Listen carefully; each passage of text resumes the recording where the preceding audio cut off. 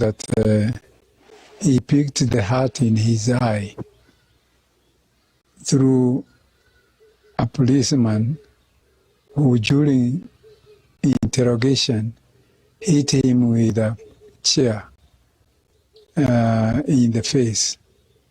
And that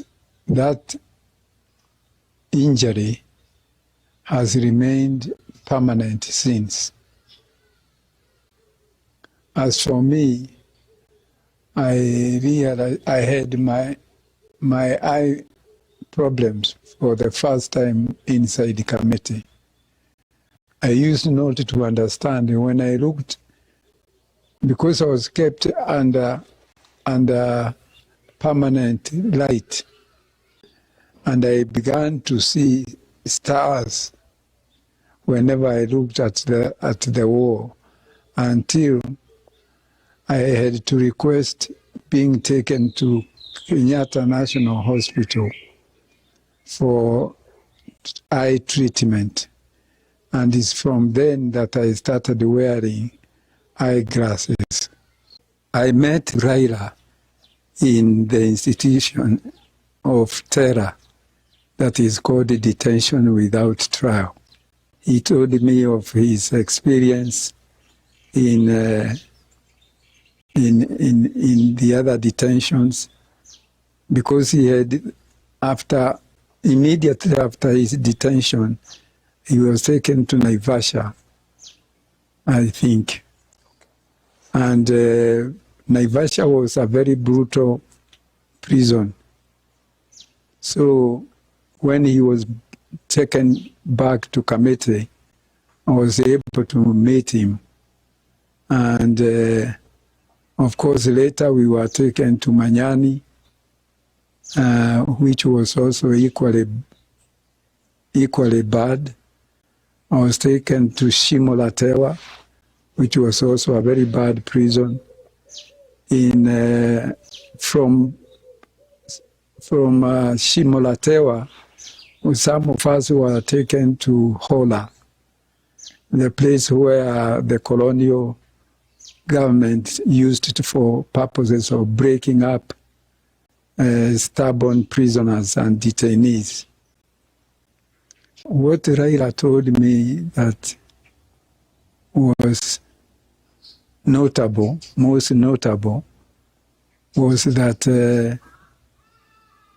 if I wanted to survive,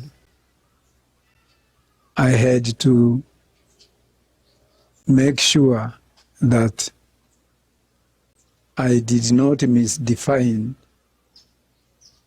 the enemy before us.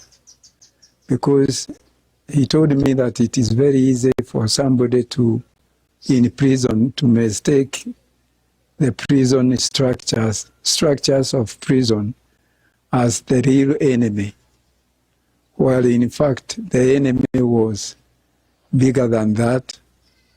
It was the system outside and those who organized it against us.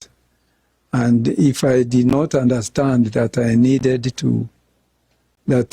had to brace myself up for the long-term detention, I would get broken before I knew.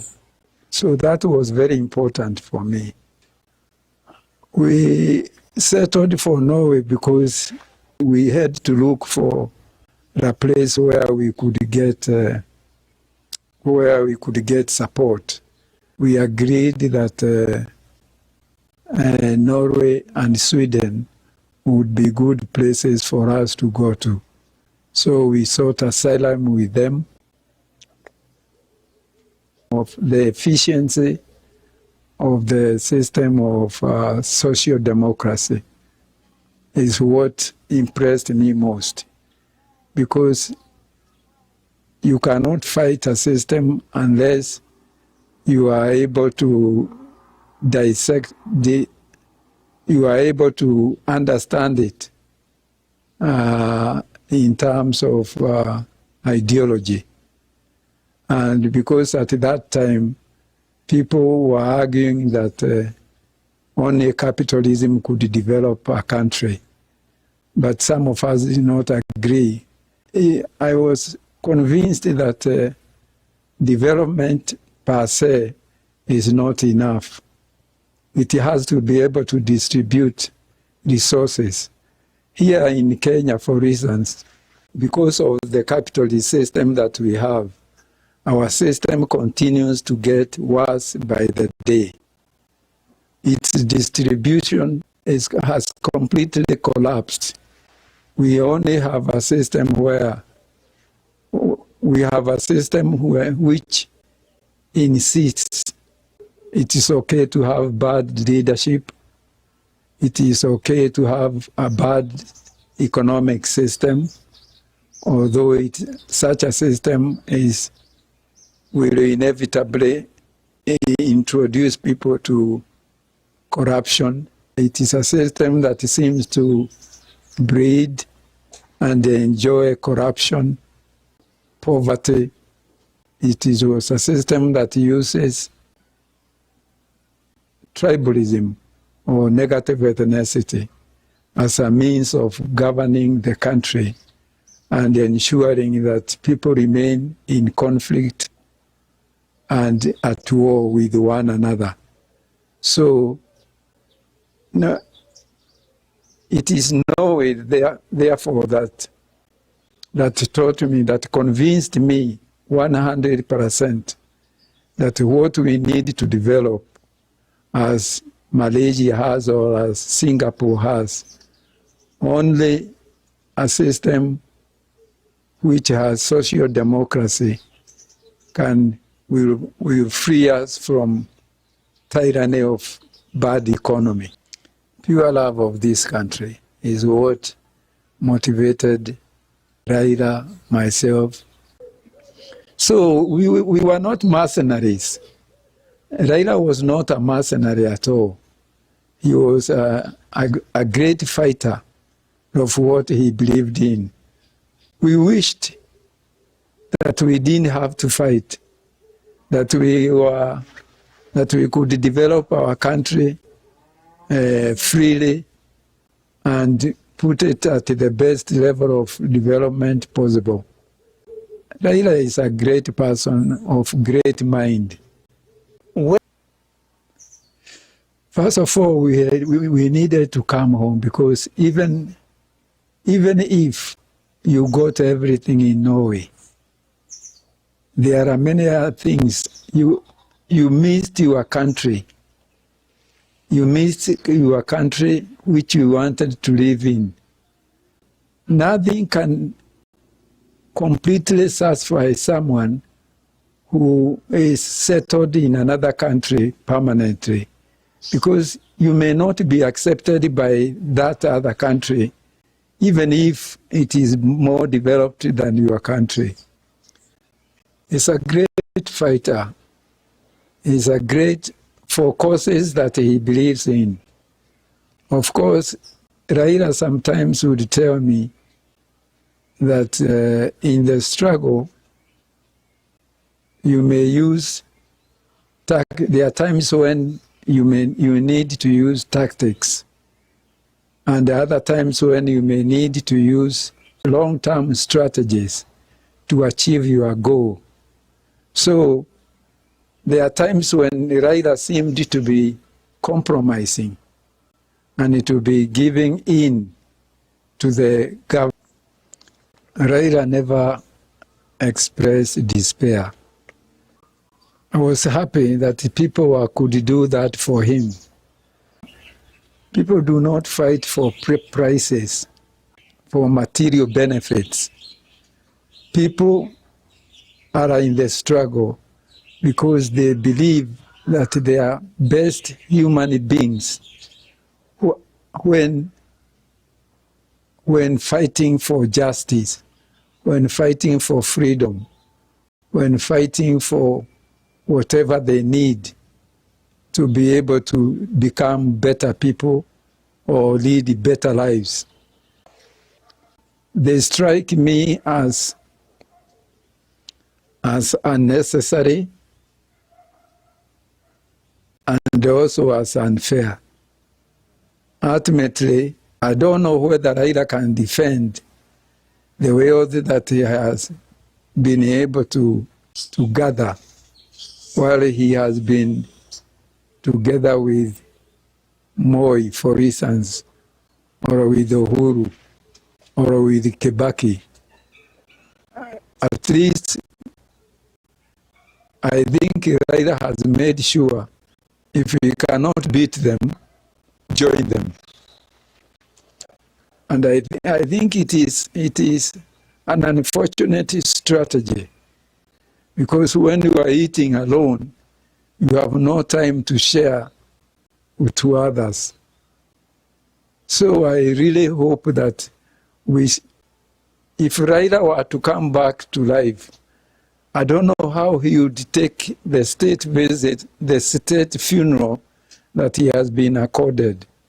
I think he would consider it unfortunate that it has to happen. We should have funerals that are called everyone. When we have state funerals for some people, it is because we disregard the good life for everybody else. And it is something that we do as a result of failure rather than triumph. Both of us fought for? Yes. Far from it. In fact, we have been retrogressing in many areas. Instead of moving, the only people that I see truly happy for what they have are the civil servants that worked with Kenyatta and Moi and Kibaki. These are the people that I consider the system as it is to be flawless. And they do so because they are selfish and they consider what they have to be what they deserve, though not everybody. It's good that we fought for these things. It is bad that we have not been able to get them. And when I say we, I mean everybody. We should not have a system that caters for the needs of a few only. The experience that he has gone through since he passed away will be very important to decide what kind of thing he might want to tell me. Because personally, I would express regret that even in death there is inequality, that even in values there is still inequality. It doesn't matter what form of a burial the state gives you. There is discomfort about unequal funerals that makes us difficult to embrace them. I think that probably Raila would tell me, you are right, Koigi, because since I left here and came back, there is nothing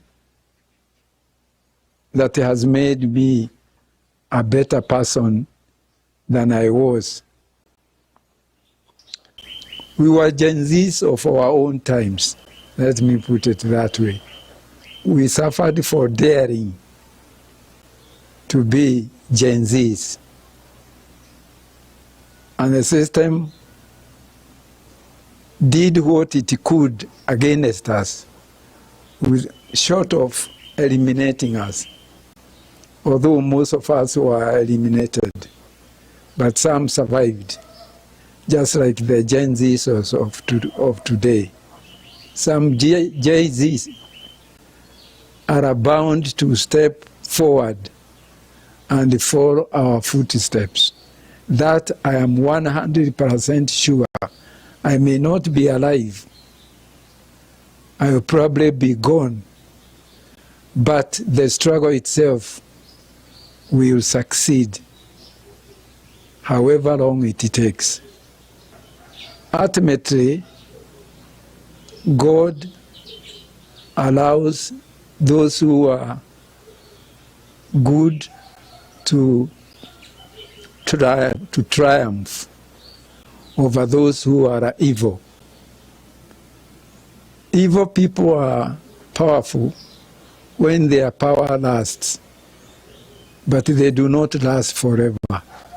When history judges us, it will be with some kind of kindness, because we have done what is right. We have done what we could not avoid to do. We have sacrificed everything for collective good. I have hope. Raila is not with us, but he's what he believes in is still shared among us. We are not the only ones who have progressive minds or who would like to see more benefits from our struggles.